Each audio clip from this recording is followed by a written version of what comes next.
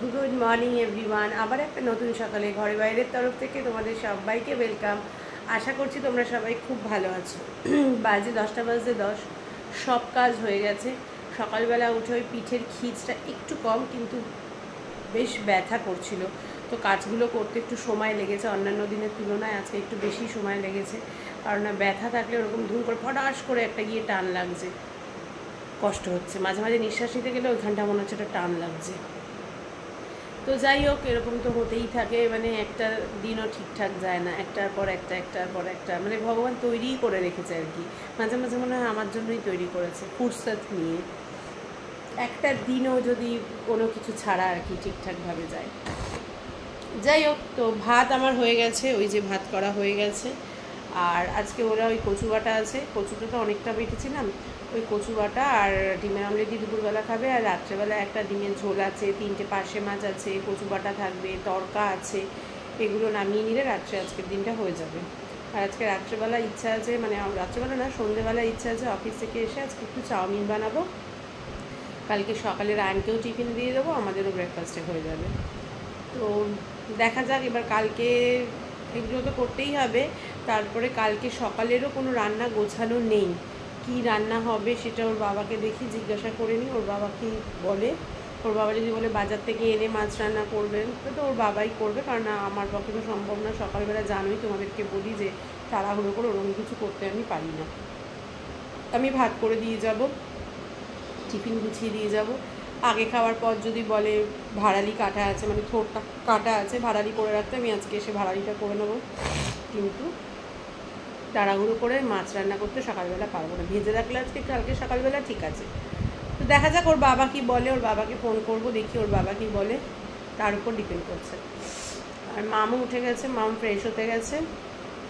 ব্রেকফাস্টে আজকে কী খেলাম বলো তো? ছাতু আর মুড়ি খেয়েছি আমি আর মঙ্গলা। আর মাম মুড়ি দিয়ে ছাতু দিয়ে একদম পছন্দ করে না, তাই ও বললো আমি তাহলে ছাতুর শরবত খেয়ে নেবো। বললাম ঠিক আছে, তাহলে তাই খা। তো মাম ছাতুর শরবত খাবে। দেখি 10টা 5-10 অবধি দেখে বেরিয়ে যাব। এই কুশনের কভারগুলো তো কালকে হয়নি, ওগুলোকে লাগিয়ে দিয়ে যাবে ওরা এসে। তারপরে আমরা পুরো ব্যাক ক্যামেরা করে তোমাদেরকে সোফাটা দেখিয়ে দেবো। তো যাই হোক, চলো এখন থেকে তোমাদেরকে সাথে নিয়ে আজকে ব্লগটা শুরু করছি, দেখতে থাকো, আশা করছি ভালো লাগবে। চলো, একটু দেরি হয়ে গেল, কারণ সোফার কভারটা পরাতে এসেছিল, তার জন্য একটু দেরি হয়ে গেল। এখন আর সোফার কভার দেখাচ্ছি না, আমি বাড়িতে এসে দেখাবো। চলো তাড়াতাড়ি করে যাই, বৃষ্টি আসছে, আবার ফট করে বৃষ্টি নেমে গেলে এত জ্যাম হয়ে যায়, অটো পাওয়া যায় না, খুব চাপ হয়ে যায়। চলো বাড়িতে এসে একেবারে দেখা হচ্ছে, তখন সোফার কভারটা দেখাচ্ছি, ক্লাস লাগছে।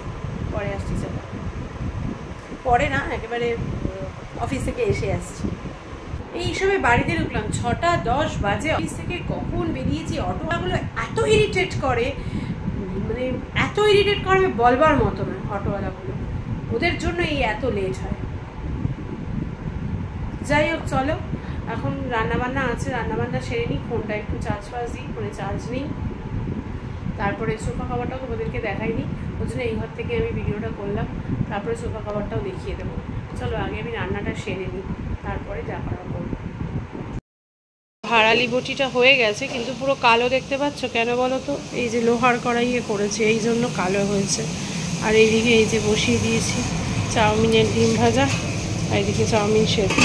তার মাঝখানে একটা বিপদ, হাতটা পুরো কেটে এখান দিয়ে পুরো একদম গল গল করে রক্ত, কি আর বলবো। এই যে বাজে 6:45, রায়নের বাবা চলে গেছে পড়তে, আর এত হাত কেটে গিয়ে এত বিশ্রীভাবে রক্ত বেরোলো, আমি আর ভিডিওই করতে পারলাম না। মামকে বললাম কটা বাসন, মাম ধুয়ে দিচ্ছে। এই যে, যাই হোক চলো, তারপরও কষ্ট করে কেটেছি, এবার এটা করে নিই, তারপরে আবার আসছি। এই যে চাউমিনও হয়ে গেছে, আজকে একদম সস টস কিচ্ছু দিইনি। আমাদের সেই ছোটোবেলায় হলুদ দিয়ে সবজি দিয়ে মারা যেরকম চাউমিন করে দিত, ঠিক সেরকমভাবে চাউমিন করেছি। সস লাগলে টমেটো সস দিয়ে খাবে। আর এই যে মেয়ে আজকে সব বাসন ধুয়ে দিয়েছে, সিঙ্কও পরিষ্কার, শুধু এই ঝুড়িটা ধুয়েছে, পরে ঝুড়িটা ঢোকাচ্ছি। এই তো। আর এই যে চলো সোফার কাভারটা তোমাদেরকে দেখিয়ে দিই একেবারে। এদিকে যখন ঘুরলাম, এই যে সোফার কাভারটা কেমন লাগছে তোমরা অবশ্যই জানিও। এই দেখো সোফার কাভার, এই যে সোফার কাভারটা দারুণ লাগছে, মানে আমাদের চোখে তো দারুণ লাগছে, তাই না? ঘরের গ্লেজটাই পুরো চেঞ্জ হয়ে গেছে। বরং আগের সোফাটাতে মেলা মেলা লাগতো, ঘরটা ডাল লাগতো, একদমই তাই। দারুণ। ভেবেছি এবার এটারও একটা আমি মানে ওপরের টি টেবিলের একটা ক্লথ ওদেরকে দিয়ে এই কাপড়েরই বানিয়ে নেব, হাফ হাফ করে। ইচ্ছা আছে লোকজন এলে পাতার জন্য। আর এইখানেও এটা একটা ম্যাচিং করে পর্দা বানিয়ে নেব পুজোর আগে, ইচ্ছে আছে, দেখা যাক। যাই হোক চলো, আমি এখনও ড্রেস ছাড়িনি। আমি এই ড্রেস পরে রান্নাটা করে নিলাম, কারণ সেই ঘেমে যাই, বিরক্ত লাগে। এই ড্রেস পরে রান্না ফ্রেশ হয়ে নিয়েছিলাম, হাত পা ধুয়ে নিয়েছিলাম, মুখটা ধুইনি, রান্নাটা করে নিলাম। এইবার আমি মুখ ধোবো, ড্রেসটা চেঞ্জ করবো, তাহলে কী হয় ফ্রেশ একদম। এই হচ্ছে ব্যাপার। দেখি স্বর্ণার আবার সেন্টার টেবিল এসে, স্বর্ণা একবার ডেকেছিল, দেখি ফোন করিও আছে কিনা, যদি থাকে তাহলে সেন্টার টেবিলটা গিয়ে আমি আর মামুলি একটু দেখে চলে আসি। তারপরে এসে ভাবছি আজকে একটু মানি হাইসটা চালাবো, কালকেও দেখতে পাইনি মানি হাইসটা একদম। যাই হোক চলো, ফ্রেশ হয়ে নিই, তারপরে আসছি। এই যে স্বর্ণার এটা এসছে আজকে, ওর জন্য স্বর্ণার ঘরে এসছি এটা দেখতে। একটু অ্যামাজনে অর্ডার করেছিল, ভালোই এসছে কিন্তু, না ভালো দেখতে হয়েছে। ওদেরকে তুমি এসে তুমি অ্যাসেম্বল করলে, তুমি অ্যাসেম্বল করলে?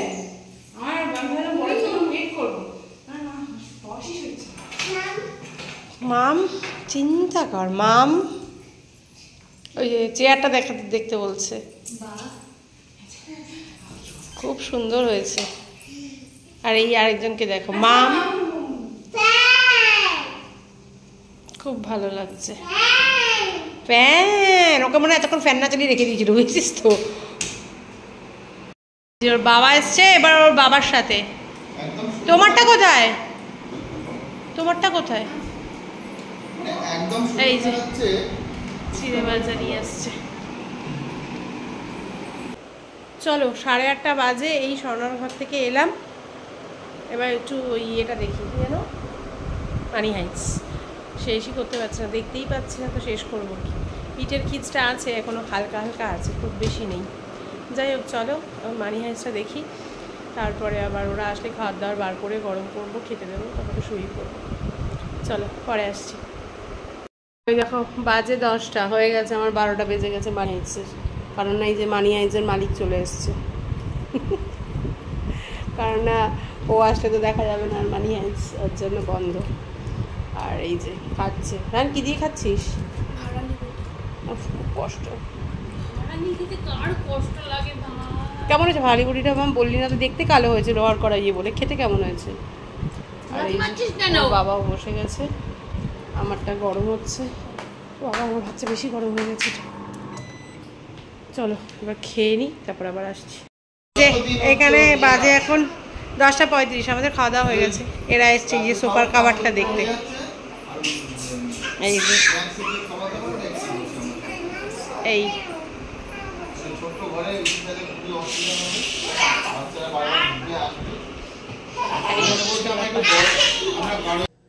চলো, বাজে 11:05, ওরা সবাই চলে গেছে, এবার শুতে যাব, ঘুমও পেয়ে গেছে। আজকের মতো ভিডিওটা এখানেই শেষ করছি। কারোর যদি কোথাও একটু ভালো লেগে থাকে অবশ্যই লাইক, কমেন্ট অ্যান্ড শেয়ার করো। ফেসবুক প্রোফাইল থেকে যারা আমায় দেখছো তারা আমার প্রোফাইলটাকে ফলো করে দিও।